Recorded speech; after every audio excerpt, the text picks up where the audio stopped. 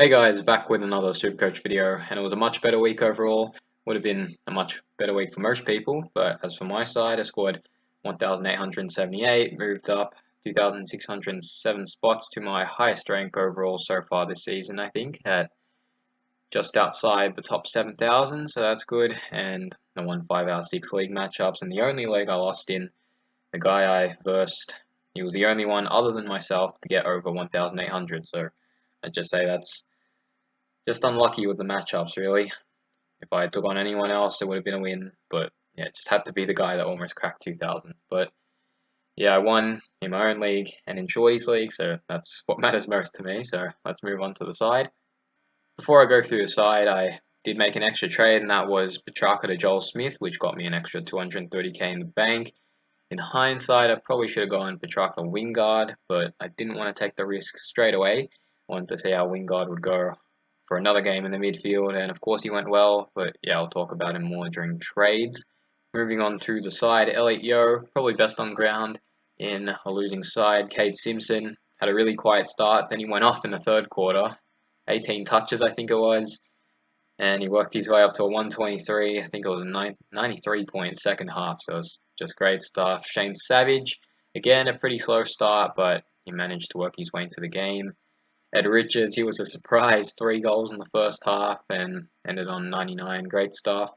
Logan Austin was quiet, and Bailey Rice, he was going well, but unfortunately got concussed. So yeah, it screws up his cash generation a bit, so yeah, that's unfortunate. In the midfield, Nat Fyfe, along with Lachie Neale, led the Dockers to an easy victory over the Blues. Fyfe scoring 154, and at the end of the last video I had the vice on him, but I decided to change it to Cripps. It wasn't last minute, so I'm not too pissed off about it. It was just the wrong 50-50 decision. So I went with Mitchell as captain, and he went well. 136, 39 touches. Of course, it's no 154, but it's only 18 points lost, so it's the end of the world. Paddy Dangerfield, again, just spent too much time forward. As soon as he got put into the mids, he made influence. So I don't know why Chris Scott doesn't do it more. I know Menzel's out, and that's probably why he wants to play Danger more as a forward, but his best position is the midfield, and if you got to play your best player in his best position. So I don't know why he doesn't put him in the mids more at this point, but hopefully once Menzel comes back, Danger gets those midfield minutes that we expect from him, and hopefully he can explode with some of the big scores that he got last year. But yeah, at this rate, it'll be pretty ridiculous if he's not a mid-forward next year, but we'll see what happens. Ed Curnow, he was okay, but would have liked a little more out of him. Paddy Cripps, like many Blues, had a slow start, but worked his way into the second half, just like Cade Simpson did, and comes out with a respectable 109. Dusty, still don't know what's going on with him. Another sub 90.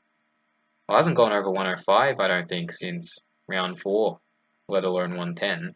So, yes, don't know what's going on with him, and yeah, this is not what we paid 656k for.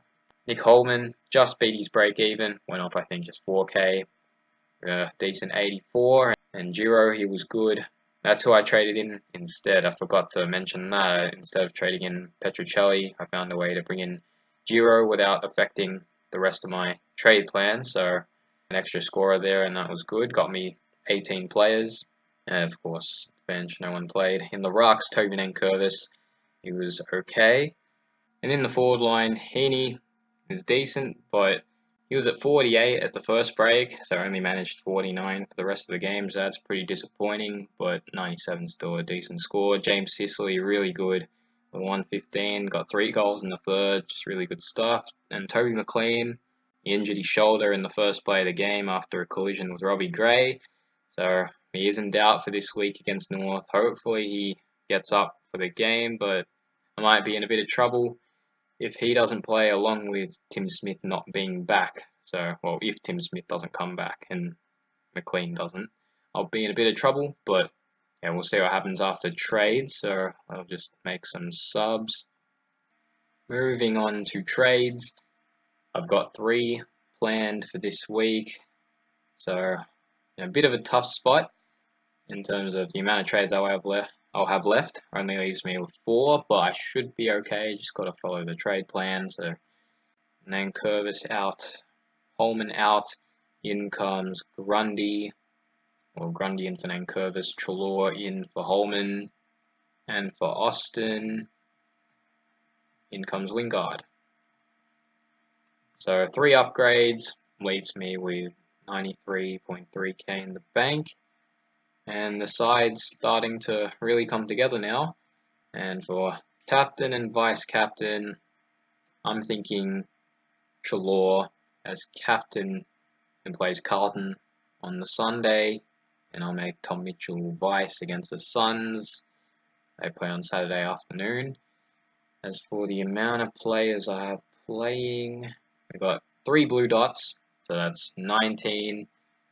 I know some might not have the blue dot, like Laird and Walters. They have the bye, but they don't have the blue dots because Laird's injured, Walters got suspended, so they still don't have the blue dots. We'll see if there's any of those types of players. I think it should be 19. Yeah, I'm alright there, but could be 17 if McLean and Smith don't play. And also any other carnage could ruin my week, but for now, best case scenario is 19. Worst case is if there's some massive carnage and I only end up fielding like 14, 15. But who knows what's going to happen? You can't predict any of that until Wednesday and Thursday comes along. We'll see how it happens, but I'm thinking 17 to 19, and yeah, hopefully it's 19. Also, got to mention with Wingard, he'll be my F6, F7 loop with Fritsch. I'm not quite in that situation yet. With a full strength team, Fritsch is still my F6, so a couple more trades and I should get into that position.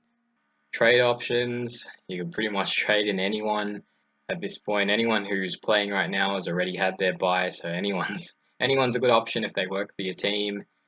There were a few injuries over the weekend. Jack McRae, of course, is probably the main one, and he's out for 3 to 4 weeks. I'd say trade. And yeah, there's no one else to really talk about that I can think of. So yeah, that will do it for this video, and I'll see you guys in the next one.